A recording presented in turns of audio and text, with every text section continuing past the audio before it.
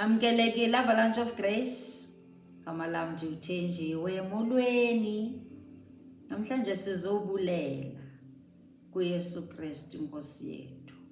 Sizombulela umaxhoba yakhawuleza. Sizoyibulela ingonyama yesixeko sakwaYuda. Sizombulele umthetheleli wabantu abangenabathetheli. Sizothi Nkosi dwala lamadwala. Ngaphandle kwakho besizaba yini kodwa. Usuke nathi uJanuary. Namhlanje sifike kweyomnga nyanga yokugqibela. Sithi Jesu ngaphandle kwakho asizozinto. Uzizinto zonke kuthi. Enkosi mzala. Asikwazi ukuthula thina. Kanti zangathule noMiriam ku-Exodus 15. Athi xa bekrosa ulwandle olubomvu ngenyawo.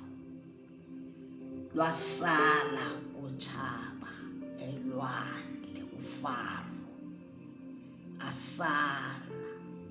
Watanduluka ngengoma uMiriam. Atsho ngumngqungqu. Kwangqungqa kubulelwa uYehova ngemiracles zakhe. Babengazange bayazi le. Ibiyawuzibehlele. Baphuncuke kutshaba. Nawe umbulelo uYehova. Uzawuphuncula ngenye imini. Uzawudanduluka ngengoma. Danduluka nangoku.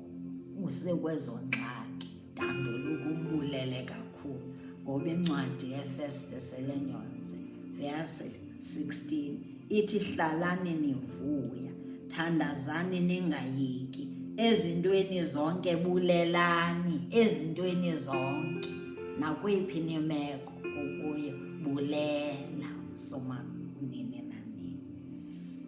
Kuba oko kukuthanda kaThixo kuKristu Yesu ngathi. Ukubulela thanda kakhulu. Asoloko sibulela ngothando lwakhe. Ngoba ayikho into yethu angayaziyo. Leyo kanye ekuvalele kuleyo ndlu okhala emini nobusuku. Nale meko okuya eyolonwabo. Nakweyiphi imeko uyakwazi. So masihlale simbulele. Ngalo lonke ixesha sihlale sisazi ukuthi asisodwanga senaye. UThendumiso 139 endiyithanda kakhulu verse 7. Ithi ndingahambela phi na ukumka emoyeni wakho. Asikwazi ukuthi singazifihla kuyo. Wazi yonke into yethu noba siphi uyazi. Ngoko ufanele simbulele. Ufanele simbe nemincili. Simbulele uthembekile manje. Ithi ndingabalekela phi na ukumka ebusweni bakho. Uba ndithe ndenyuka ndaya emazulwini ulapho wena. Uba ndithe ndazandlalela kwelabafileyo nanko ukho. Uba ndithe ndaphakamisa amaphiko esifiko ndaya ndahlala ekupheleni kolwandle, besingandikhaphayo na kwanalapho isandla sakho sindibambe isandla sakho sokunene. Ayikho into emnandi njengoba ukwazi ukuthi ungumntana Yesu Kristu. Yiyo loo nto ngalo lonke ixesha sicela abantu ukuthi mabamamkele uYesu. Bazokwazi ukuba ngalo lonke ixesha bahambe naye. Bazofumana ulonwabo. Into yokuqala ke ngoku efuna simbulele ngayo uYesu kukusisindisa. Wasithatha esonweni uYesu. Funa simbulele ngesalvation uYesu. Ayento nje yenziwe nguye luthando lwakhe. Luthando lwakhe ukuba usaved namhlanje. So kufanele simbulele kakhulu. Simbulele nge-eternal life. Simbulele ngobomi obungaphakade ke eternal life. Simbulele nge-protection yakhe. Si-under his wings, we are protected. Simbulele nge-provision.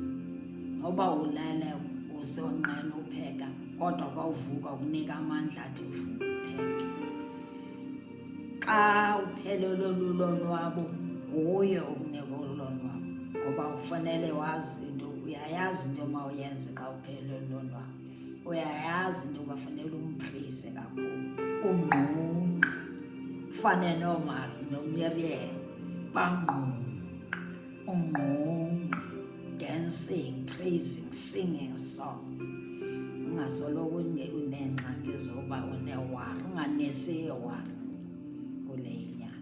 Neyiphina oyicelayo ngoku funeka uyenze umbulelo, ungasaceli ngoku. Isifiso sakho vele uthi ndiyabulela Yesu, ndiyasazi undiphendulile, undenzele inceba zakho zibe ngonaphakade. Sicele ukusuka ngoJanuwari kaloku, ngoku funeka ngalo xesha sibulele, simphrise, simzukise, ngoba ufanele ukuthi ayifumane lo mbeko kuthi. Siyabulela kakhulu nathi, sibulela ngoba nifunda imiyalezo yethu, xesha lenu siyabulela kakhulu. I-airtime yenu, idatha zenu, siyazibulela kakhulu.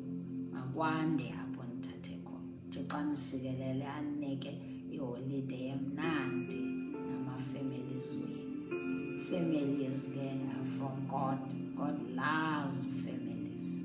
Nathi ufuneka xa sihleli ngexesha lonyaka sihlale ngothando neefemeli zethu, sinyamezelana, sithandana. Inkosi kakhulu.